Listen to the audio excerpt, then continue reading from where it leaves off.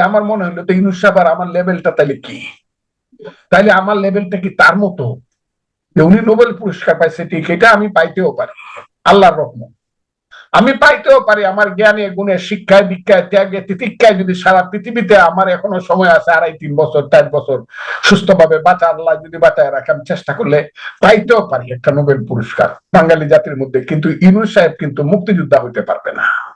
আমি কিন্তু মুক্তিযোদ্ধা হয়েছি, এই দিক দিয়ে আমি ইউনূস সাহেবের চেয়ে অনেক উঁচু। এখন কিন্তু এটা আমি ভাবি যে আমি কিন্তু ইউনূস সাহেব জীবনেও কোনোদিন মুক্তিযোদ্ধা কমান্ডার হইতে পারবে না।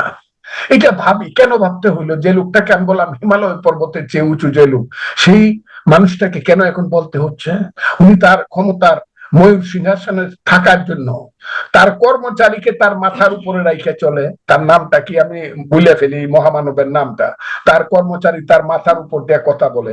যার কর্মচারী, যার চাকর, দেশের চাকর দেশের মালিকের উপর দিয়ে কথা বলে গাল ডাইলে, আমার যদি কর্মচারী হইতো আমি তখনই বললাম না, your service is no longer required, আমার চেয়ে তুমি উপরে কথা বলো। উনি ক্ষমতায় থাকার জন্য ছেলেদেরকে এমন ভাবে উনি ব্যবহার করেন। কি ব্যবহার করেন? ছাত্ররা যুবকরাই আমাকে এই প্রধান উপদেষ্টা বানাইছে। উনি ভুলে যান দেশে 18 কোটি মানুষও আছে। এই ছাত্র যুবকরা যারা, যাদের পিছনে একসময় 50,000 লোকের মিছিল হইতো, এখন কিন্তু রাজু ভাস্কর্যের সামনে আমি ওই দিন দাঁড়ায় দেখলাম 1-0-10, মানে ডাবল ডিজিট পূরণ করে না, 9 জন মানুষ দাঁড়ায় আছে রাজু ভাস্কর্যের সামনে বৈষম্য বিরোধী ছাত্র আন্দোলনের প্রতিবাদ, এটারে কি বলে, মিছিল বা প্রতিবাদ, এটারে বন্ধনের কথা কইয়া, মানব বন্ধন অনলি 9। কাজেই উনি যে বলে যে ছাত্ররা তাকে বসাইছে, উনি কি বললেন, কত ছোট ভাবে বললেন কথাটা, তোমরা একটা দল করো। ছাত্ররা ওনাকে জিজ্ঞাসা করলো, আমরা দল করবো স্যার, আমাদেরকে কে চেনে? বলে সবাই তোমাদেরকে চিনে। উনি বাইরে গিয়ে বললো, আমি ছেলেদেরকে বলেছি একটা দল করতে। তাহলে উনি একটা নিজে ক্ষমতায় গিয়ে নিজে একটা দল করলেন। কেন দল করলেন? এবং সেই দলটাকে উনি নার্সিং করছেন, এখন সার্বিক ভাবে নার্সিং করছে। তার যে পিআরও, সে পিআরও না কি তাকে বলে, ওই যে প্রেস সেক্রেটারি, উনি যেদিন তার নাম কি এখন যে নাহিদ ইসলাম, পদত্যাগ পত্র নিয়ে গেল, পরে হ্যান্ডশেক করে জড়ায় ধরে বললো আপনি হবেন বাংলাদেশের প্রধানমন্ত্রী। একটা 26 বছরের ছেলেকে তার পিএস বা তার প্রেস সেক্রেটারি যদি বইলে ফেলে যে তার মাথার উপর দিয়ে কথা বলে, তখন তো আমাদের ভাবতে ইচ্ছা করে আমরা কোন দেশে জন্মগ্রহণ করছি। হে মোর দুর্ভাগা দেশ, হে মোর দুর্ভাগা দেশ, যাদের করেছো তুমি অপমান, অপমানে হতে হবে তাদের সবার সমান। একটা কথাও বৃথা যাবে না। কিন্তু এই দেশে এখন যা হচ্ছে, প্রত্যেককেই তার কথার কিন্তু ফিরতি মূল্য দিতে হবে। এই কথাটা আমি বললাম আপনাকে জনাব পান্না ভাই, প্রত্যেককে তার কথার ফিরতি মূল্য দিতে হবে। যারা যা বলেছিল আমার কিন্তু মনে আছে। তারা বলেছিল, একদিন শুনতাম সামনে গান গাইতেছে, তীর হারাই ঢেউয়ের সাগর পাড়ি দিবরে, পূর্ব দিগন্তে সূর্য উঠেছে রক্তলাল।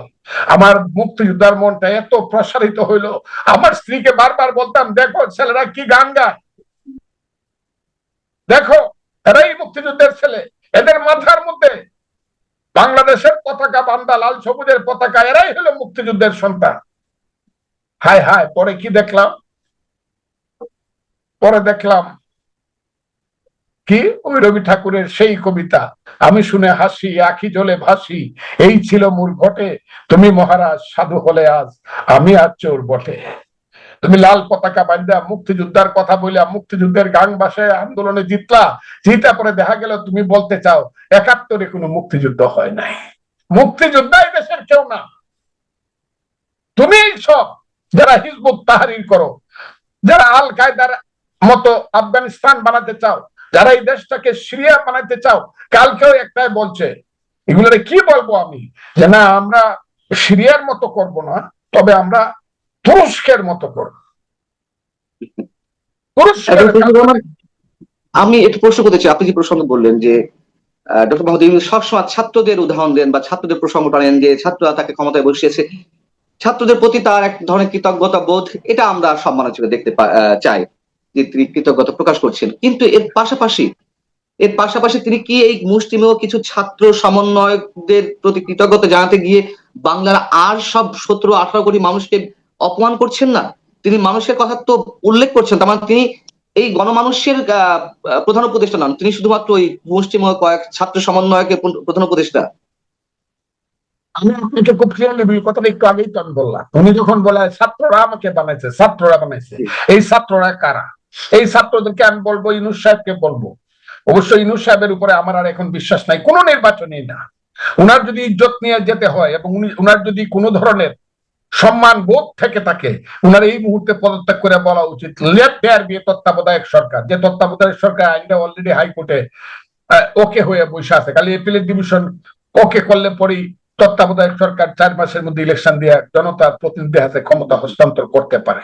সেই ইউনূস সাহেবের ব্যাপারটা আমি বলি, এরা যে ছাত্র এখন, তাহলে এরা ছাত্র যদি এখানে যায়, 1 নম্বর হইলো হাতের করার আঙ্গুলের গোনায় লুক হয় এদের 300, 200, 100, 150।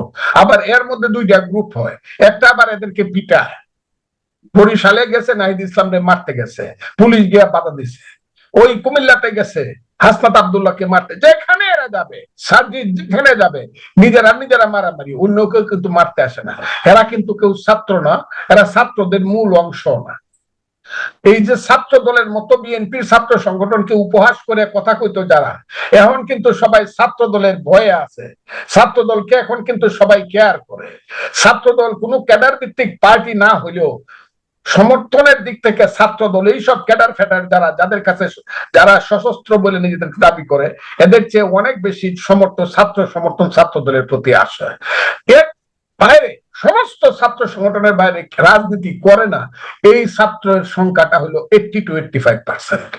ম্যাক্সিমাম 10 to 15% ছাত্র রাজনীতি করে, ম্যাক্সিমাম। আমি যখন রাজনীতি করতাম তখন বলা হইতো যে বাংলাদেশের 7% ছাত্র রাজনীতি, আর 93% ছাত্র কেউ সমর্থন করে, কেউ এটাকে অ্যাভয়েড করে, বেশিরভাগ হলে অ্যাভয়েড করে। এখনো তাই। এই যে যারা, এই যে মহারাজারা একটা ইলেকশন দেয় না কেন, ইউনিভার্সিটি ইলেকশন দিয়ে পাস করে দেখা, চাকসু দেখা, কলেজ ইলেকশন গুলা দেখা যে কলেজের ছাত্রদের অবস্থানটা কি। ইউনূস সাহেব যেসব কথা বলে এইসব কথার উত্তর দিতে চাই না। 1 নম্বর কারণ হইলো উনি আমার বয়সে 9 বছরের বড়। আমি হিসাব করে 9 বছর না, 8 বছরের বড় উনি আমার। আর 2 নম্বর কারণ হলো উনি পৃথিবীর থেকে আমাদের জন্য সম্মান বয়ে আসছে। সেই কারণে ইউনূস সাহেবের বিরুদ্ধে আমি সঠিক সমালোচনাটা ওইভাবে করতে চাই না, অন্যদের বিরুদ্ধে যেভাবে করি। কিন্তু ইউনূস সাহেব কিন্তু যে ধরনের পুরস্কার পাইছে সেই মাপের মানুষ তিনি কি না, এটা কিন্তু এখন সবাই প্রশ্ন করে, এই মাপের মানুষ উনি কি না। যদি তাই হইতো, উনার মন যদি এত উদার হইতো, উনি যদি হিমালয় পর্বতের সমান উঁচু হইতেন, তাহলে মহাসচিবকে আইনা, জাতিসংঘের মহাসচিবকে আইনা শুধু নিজের ক্ষমতাকে দীর্ঘায়িত করার জন্য, ইমেজ সৃষ্টি করার জন্য একা গিয়ে 1 লাখ রোহিঙ্গার সঙ্গে উনি মহাসচিবকে নিয়ে নাস্তা করতেন না। উনি দেশের সমস্ত বিরোধী দলের সমস্ত মুরব্বী 2 জন করে নিয়ে যাইতেন যে চলেন যাই আমরা রোহিঙ্গাদের সাথে নাস্তা করে আসি। উনি তো তাকে বন্দি করে রাখছিল মহাসচিবকে, যে আমার হাতের বাইরে, এবং মানুষকে দেখাচ্ছিল যে দেখো জাতিসংঘের মহাসচিব আমার সাথে সাথে হাঁটে, তার পিছনে হাঁটে, আমি কত বড় মাপের মানুষ, কাজে তোমরা আমাকে ক্ষমতা থেকে সরাইবার চেষ্টা করো না।